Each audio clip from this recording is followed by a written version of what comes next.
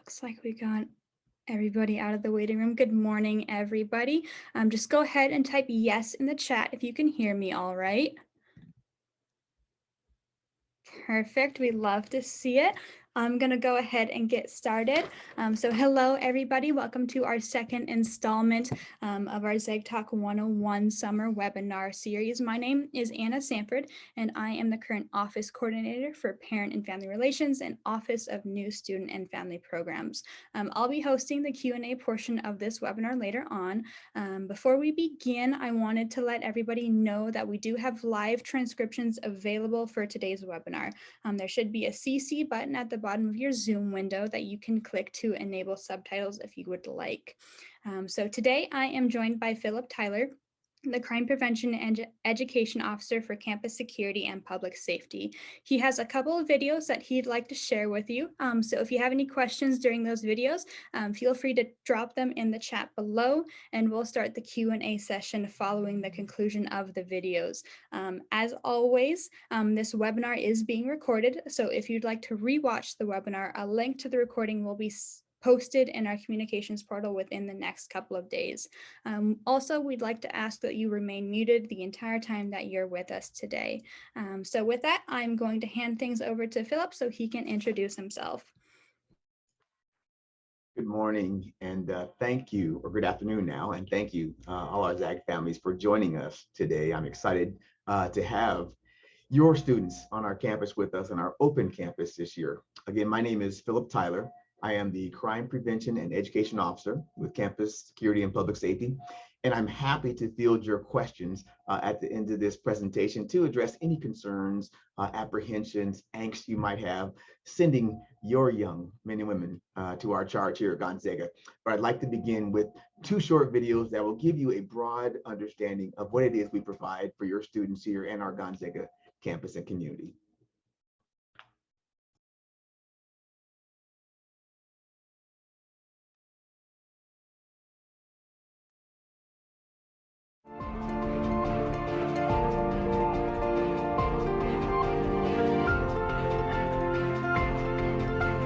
Hello, parents and families of our amazing Gonzaga students. My name is Becky Wilkie, the Director of Campus Security and Public Safety.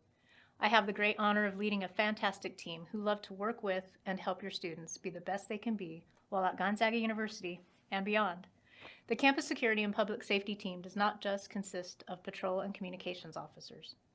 Our department houses several specialty positions such as crime prevention and education, parking and transportation services, lost and found, emergency preparedness, Clery compliance, behavioral intervention, and threat assessment team.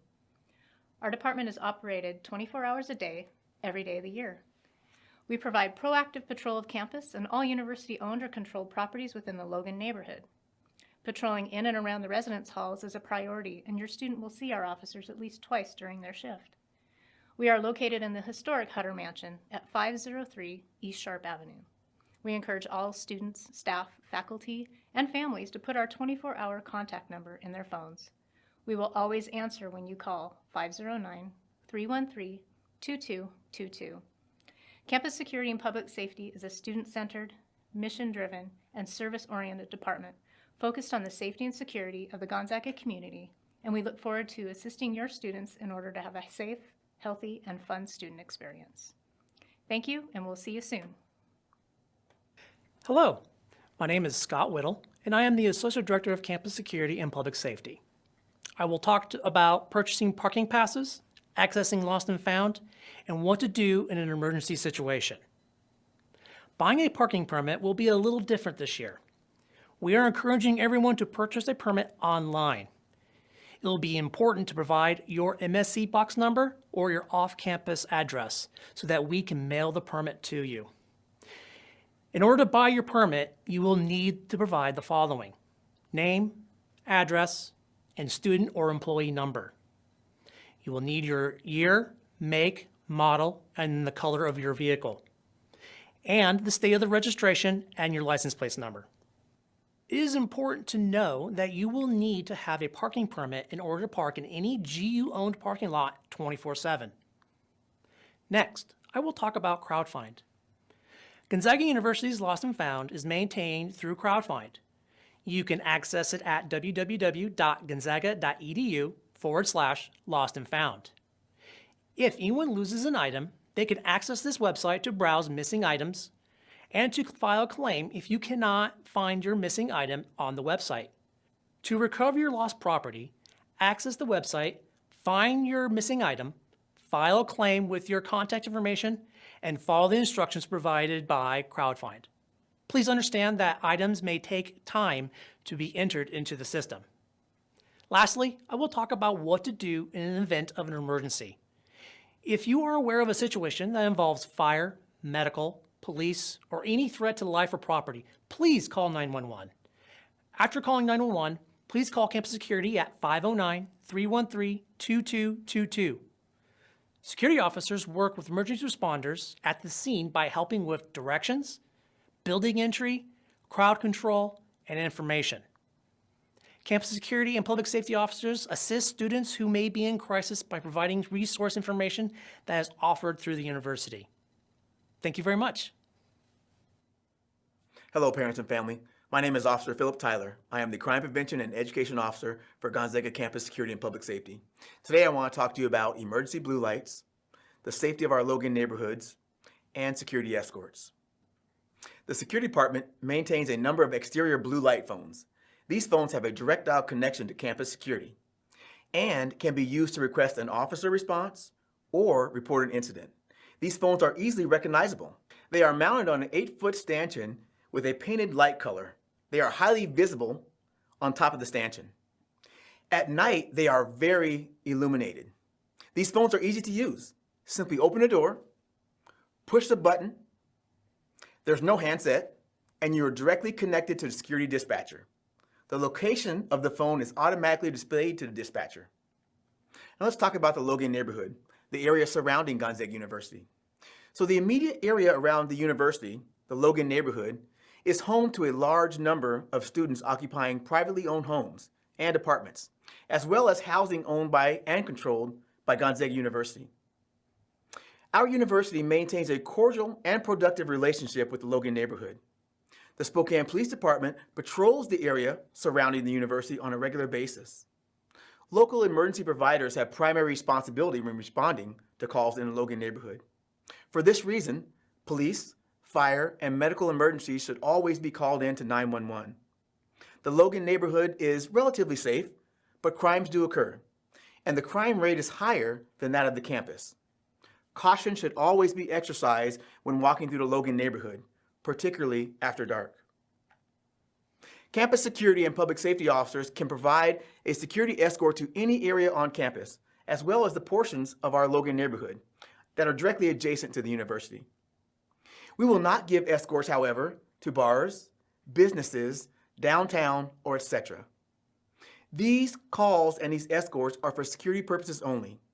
For a security escort, please call us at 509-313-2222.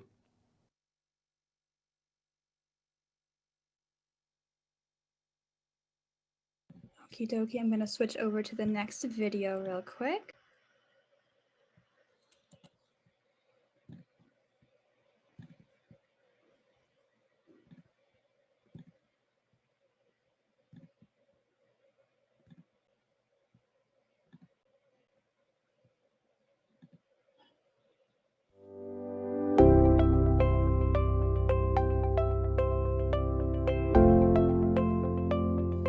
Safety on campus, to me, looks like, we see a lot of our security staff. We see the cars driving around during the summer. Great days like today where it's sunny, we see them on bikes. What looks sort of maybe not so safe is the fact we are an open campus in the middle of a large city. Crime prevention awareness, post-violence or crime initiatives.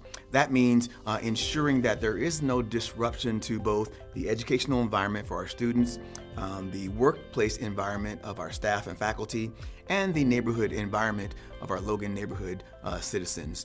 We had a group of talented young women bring this forward to the administration, and we listened to their voices. That's key. And then the other aspect is it brings safety into the palm of their hands. They can be co-producers of that safety for not only themselves, but their friends, acting as a guardian with a safety timer. There were times where I'd think, walking late at night, I wonder where like the closest blue light is, could I make it there in time? And a lot of times the answer that I would find myself giving was no. I think that it will create a very communal sense of safety and security. I think that, again, campus security does a great job, but this is just something that's very accessible to all students. I think safety is something I think about a lot more as like a young female. To me, it's about feeling kind of secure on my campus, especially on Gonzaga's campus, and like knowing that I have options and resources if something were to happen. Not a lot of people know about the blue lights, so having this basically like a blue light in your pocket is going to be something that people know about, and hopefully that'll get used when it needs to be used. During the day when the sun is out and there's people walking around, I feel perfectly safe, but walking home from work at night, which is usually around 9 o'clock, 9:15, I feel a little more unsafe just because there's not as many people, and I'd say that's when I feel the most unsafe, and then especially walking around the surrounding neighborhood at night. I think it gives them some agency in their safety, and it really helps us to do a better job in our safety because we are listening to their concerns, we are putting it in the palm of their hands, and then are we responding to their situations as they arise. I have already found it to be incredibly useful, already shown that it's been a great way for me to communicate with campus safety, with larger Spokane, safety, like through 911. I think that it's a really great application to have, and I encourage everyone to download it and use it and create a safer environment on campus, both for themselves and for their friends. So let everyone know, let your friends know, and get excited about it. Perfect. I'm going to stop the share and we will get started with the Q&A session for today.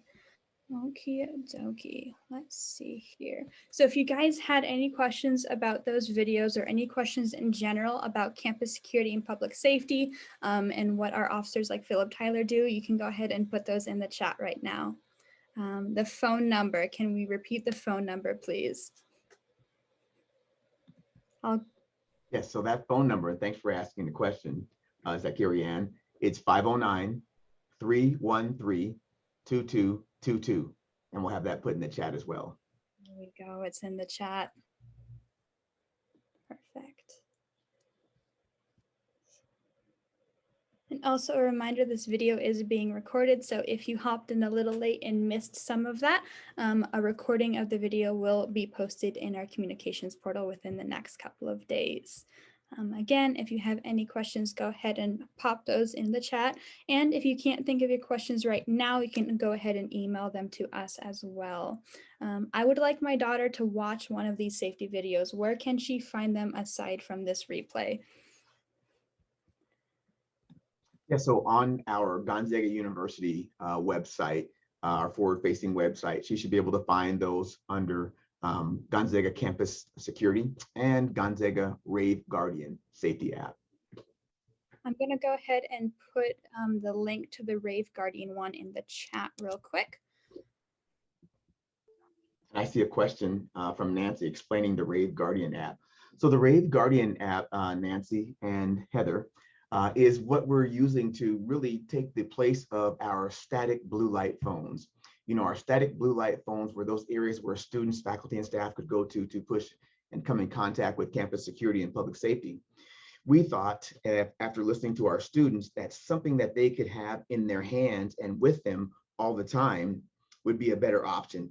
And so it's a feature that looks like this on their phone and has 6 different categories for them to click on with a one-touch kind of access to any of the services they might need. 911, campus security, safety timers. And a safety timer is just simply saying, I'm going to go from one destination to another.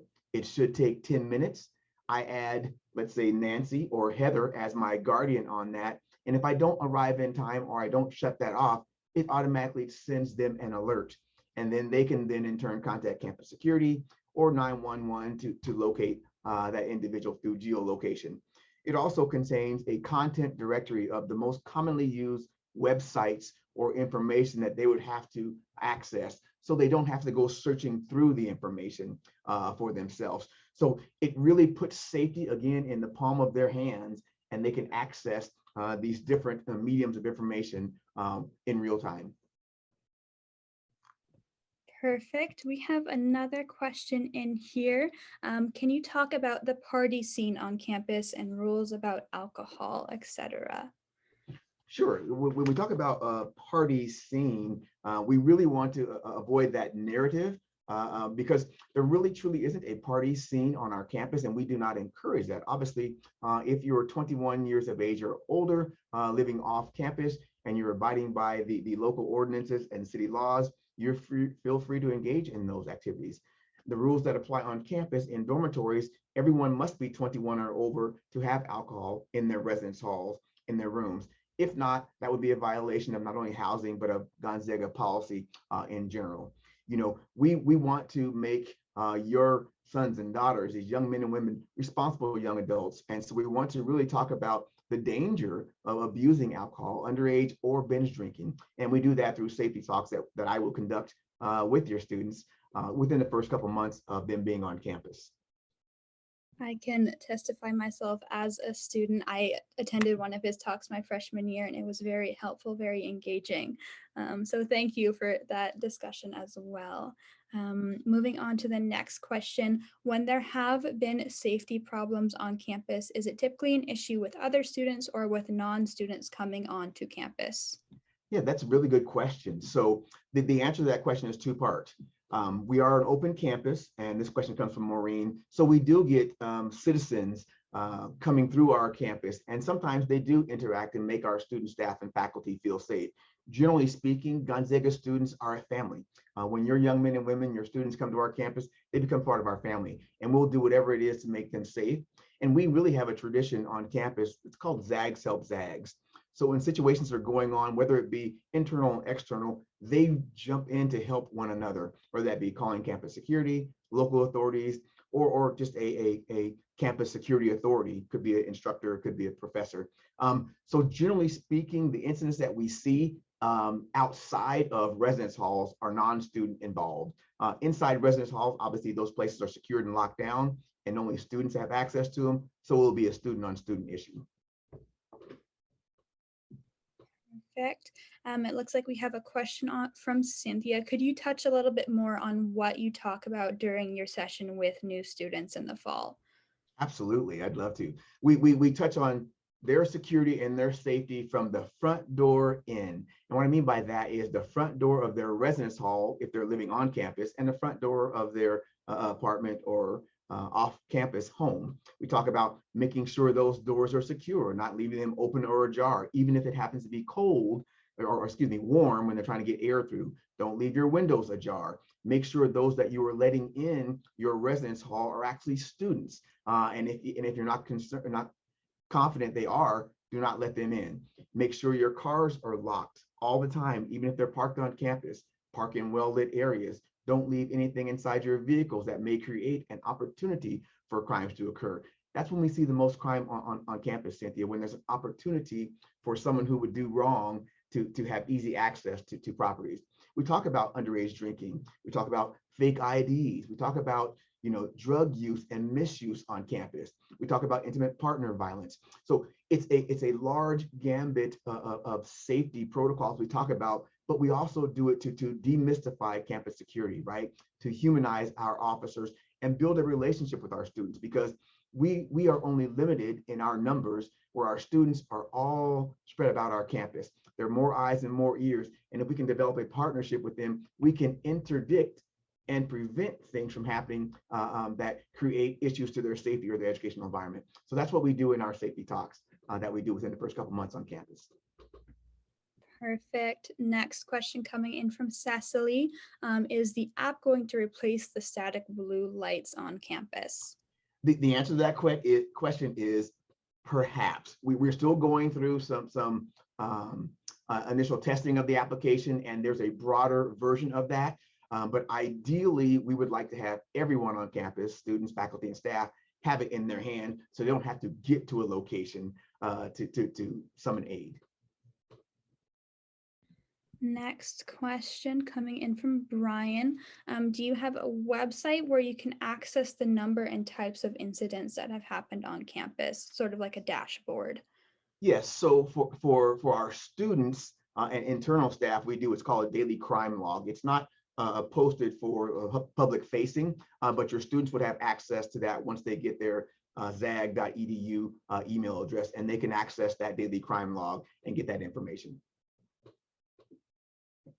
Perfect. Next question.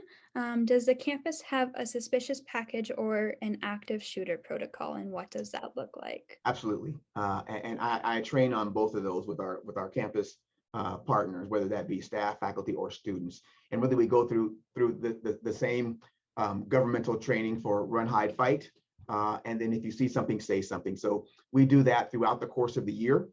We try to make it interactive for our staff and faculty. For our students, we have to be concerned with disrupting the educational environment, but we do give that opportunity for them to engage in those trainings that are going on throughout multiple college campuses and K through 12 schools in our nation. So yes, we want them to be active participants in their safety on campus, and they are sometimes our best witnesses and advocates when they do get involved in this suspicious package and or an active shooter protocol. So yes, I do those trainings myself, and they're offered throughout the year. Perfect. That was the last question that I had in the chat. Everybody else in here, feel free to drop any other questions that you have in that chat feature.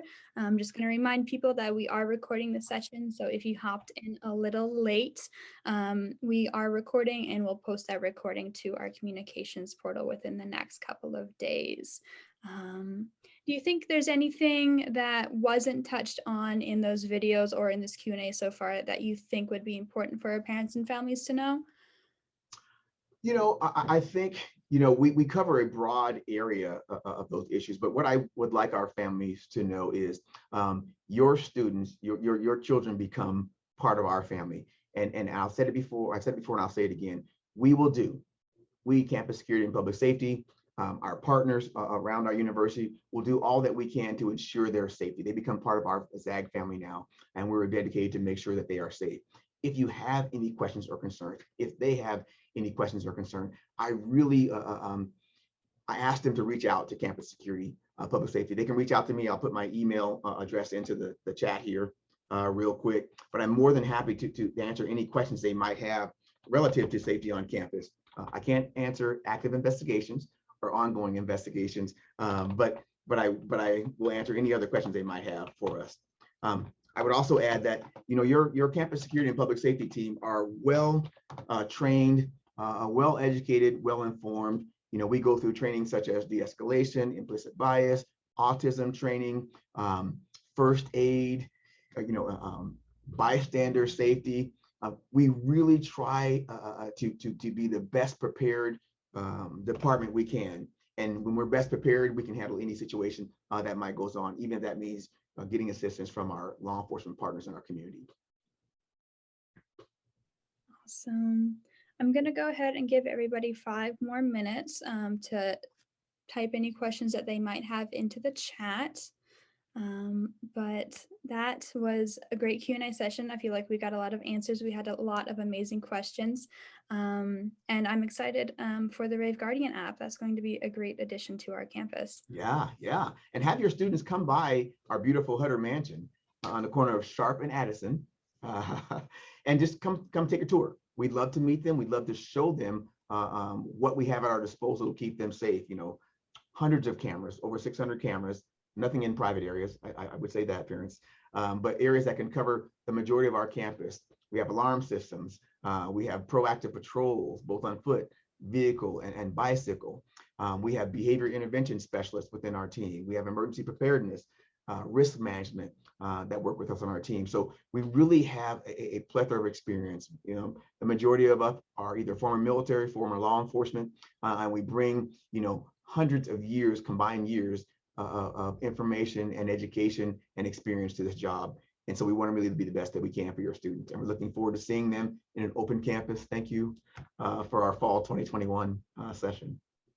We're really excited to have everybody. Yes, yes. We did just have a couple people join. We are recording this session, so it will be sent out in our communications portal within the next couple of days. We are also able to download a PDF file of the chat, so people can see the questions that were asked in that chat and then answered in the video. But if there are no other questions and there are no other last minute thoughts from Phillip, if you have any. Sure, I would just say thank you to those that attended. It was wonderful. There's a question up from Juliana. Juliana, we did offer for the last few years a self-defense class, a first level self-defense class. We had an officer who was a 30-year experienced black belt with that. His schedule has changed now, so we're looking to get another trainer in to offer that self-defense course. When we do offer it, it's free for our students, faculty, and staff. It's usually performed in the evening, and it is not going to make them a Bruce or Brenda Lee in their defensive skills, but it makes them more situationally aware and prepared to deal with anything if they have to deal with that situation. Perfect. And I'll close with this. Thank you for joining this. This is always a really informative time for us to get to know the questions from the parents and some of their concerns, and the questions have been great. All of you show that you have a desire to keep your young men and women safe on our campus, and we're taking that to heart, right? We look at this interaction, we look at the questions, and we take that in, and we better ourselves to make sure we are prepared to give you what you need to make sure your students are safe on campus. Go Zags. Zags. Thank you, everybody. With that, I am going to go ahead and end the webinar. Like I said, this is being recorded, and you can watch it later if you would like. Thank you, and go Zags!